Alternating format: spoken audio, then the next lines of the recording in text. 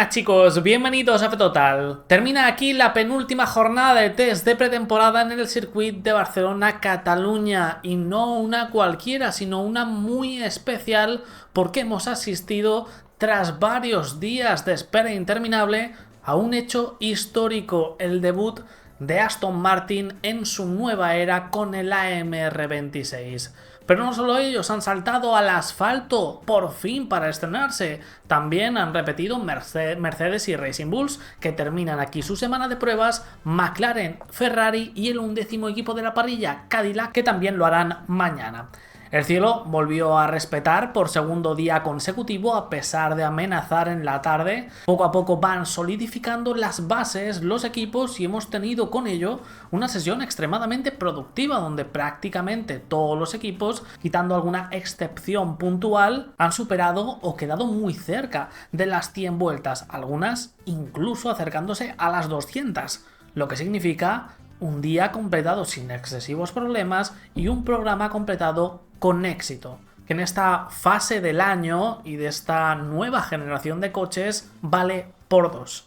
Sigue sin haber ni rastro del caos del que se ha tratado de proteger la Fórmula 1 esta primera semana, cerrando las pruebas a cal y canto. Están rodando muchísimo, mucho más de lo esperado, no está habiendo drama o problemas alarmantes de verdad, incluso lo están haciendo, entre comillas, relativamente rápidos para el punto en el que se encuentran de nacimiento. Para nada tiene que ver con 2014, los fabricantes, independientemente de su desempeño final, han hecho los deberes presentando un producto que de primeras es decente, siendo este, no olvidemos, su momento más crítico, su punto más inmaduro. No pararán de crecer desde aquí. Y para muestra los cronos, sin tener que hacerles mucho caso individual y comparativamente, sí nos sirve para sacar alguna conclusión en líneas generales, como por ejemplo la velocidad que pueden llegar a tener estos Fórmula 1 de 2026, esta nueva era. Hoy se ha bajado ya a 1.16, más de medio segundo en un día respecto a ayer, colocándose ya a 4.4 segundos de la pole de 2023.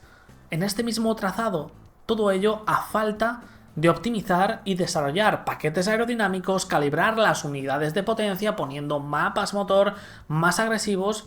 Van a estar peligrosamente cerca a la hora de la verdad cuando llegue el Gran Premio de España, y eventualmente lo superarán con el paso de los meses y los años que tenemos aún por delante en esta nueva era. El techo ahora mismo no se vislumbra por ninguna parte. Si la velocidad no era una preocupación de por sí, ahora lo es mucho menos.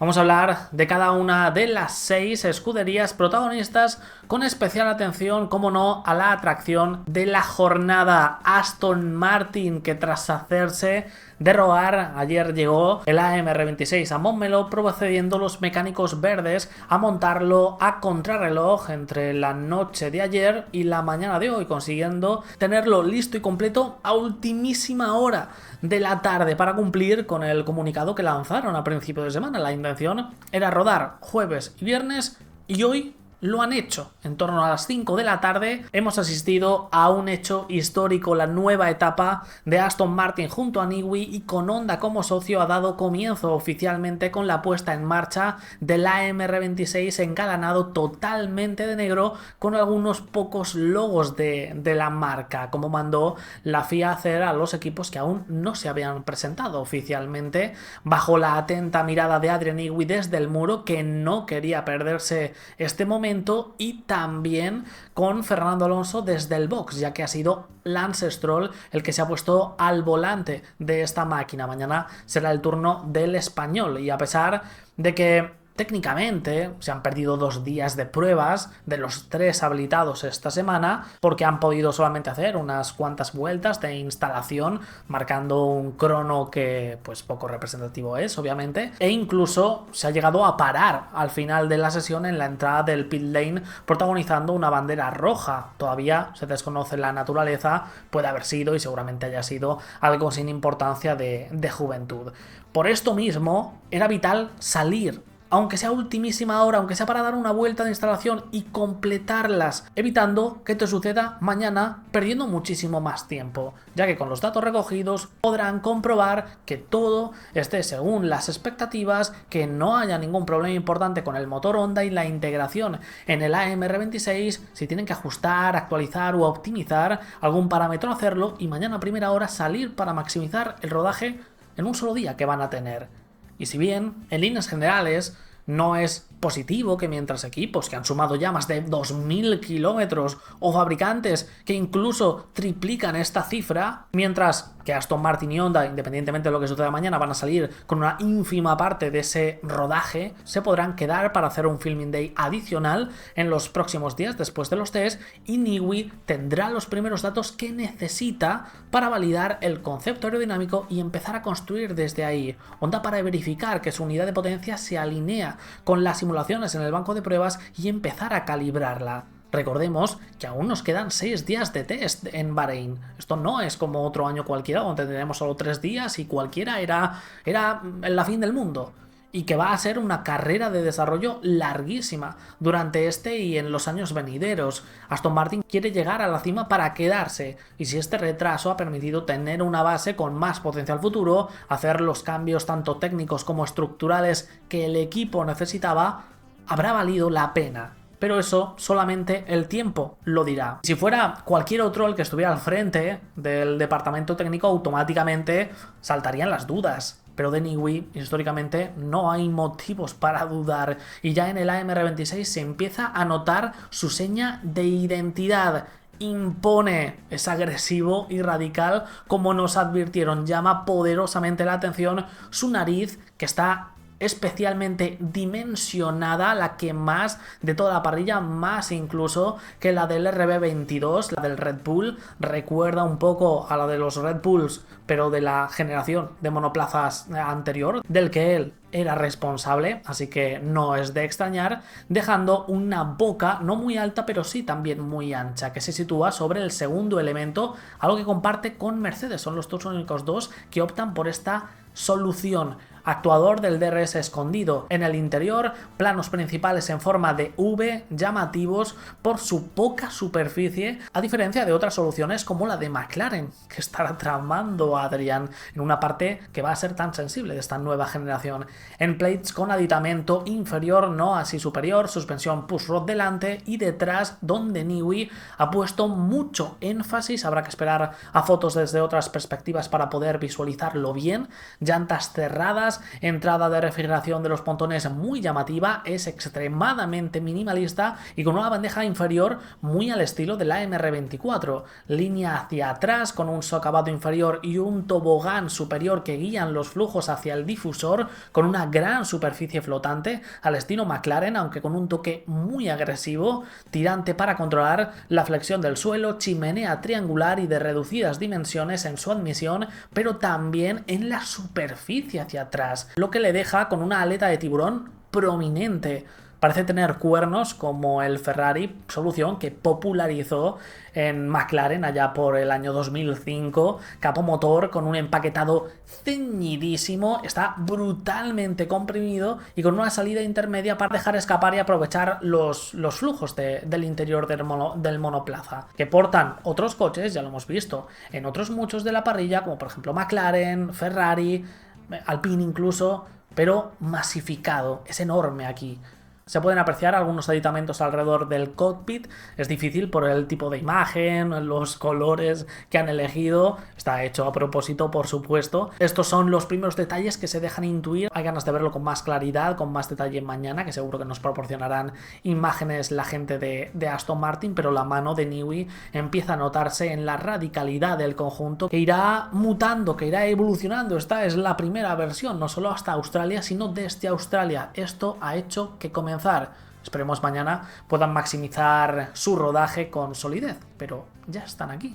Vamos a proseguir, y es que Mercedes sigue asustando. Han pasado a una nueva fase dentro de su programa, como ellos mismos dejaron caer ayer, y han estado probando, además de los típicos análisis aerodinámicos, de calibración de la unidad de potencia en diferentes circunstancias, han exprimido el W17 en condiciones más realistas, tanto de clasificación como de carrera, experimentando con distintos setups y configuraciones para conocer cómo sacarle el máximo partido. Esto ha llevado a nuevamente reventar el crono por segundo día consecutivo y volvemos a repetir lo mismo de ayer. Esto no es lo que más asusta. Recordemos que en 2014 Mercedes no consiguió liderar ninguno de los días de la primera semana de test. Y ya sabemos todos lo que ocurrió durante la temporada. Lo que sí que impone es la contundencia con la que están consiguiendo rodar cada día. El cierre ha vuelto a ser espectacular, con 90 vueltas para Antonelli en la mañana, liderando la sesión, bajando a 17, y Russell ha roto esa barrera bajando a 16 en una tarde súper completa, con 77 vueltas para poner el broche de oro a una semana donde confirman su madurez. Da la sensación de que para ellos Australia podría llegar el siguiente fin de semana mismo, de que están preparados para competir, y ese es el mejor sabor de boca con el que te puedes ir en una semana de estreno como esta. McLaren le dio el testigo a Piastri para que debutara en el MCL40 después de ayer Norris hacer el rodaje inicial, y llegaron graves problemas tras una mañana sólida donde pudo completar el programa matinal con éxito. Pruebas aerodinámicas, de calibración de la unidad de potencia, tandas un poquito más largas. El australiano se quedó sin rodar toda la tarde. Reportan por problemas en el sistema de gasolina que no consiguieron solucionar a tiempo para volver a salir. Primeros problemas importantes para una top, que le quitan kilometraje, deberán aprender de ellos y tratar de cerrar mañana con un buen sabor de boca esta precipitada primera semana para los de Woking, que pues obviamente facilita que puedan ocurrir este tipo de contratiempos. Ferrari hasta el momento está completando unos test muy convincentes desde las sombras, con ese perfil bajo que ha promovido Frédéric Vasseur durante este periodo invernal, sin querer acaparar titulares.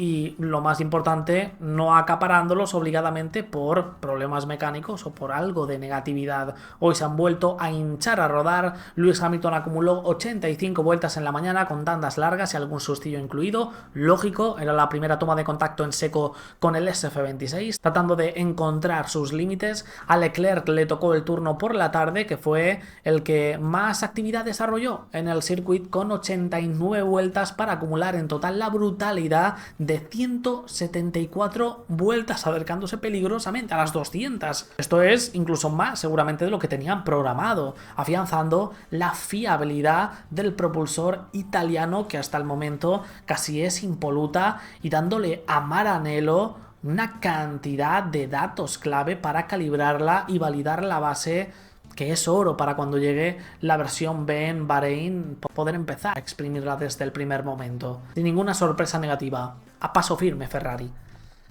Racing Bulls hoy completó una jornada sin sustos y extremadamente sólida. Lindblad quinto con 47 vueltas y Lawson séptimo con 64, superando nuevamente las 100 para el motor Red Bull Powertrains, cuya fiabilidad sigue sorprendiendo. Mañana le tocará el turno a Red Bull en esta estrategia que están siguiendo, donde todos los días quieren tener mínimo a un motor de su propiedad rodando, teniendo un flujo constante de información.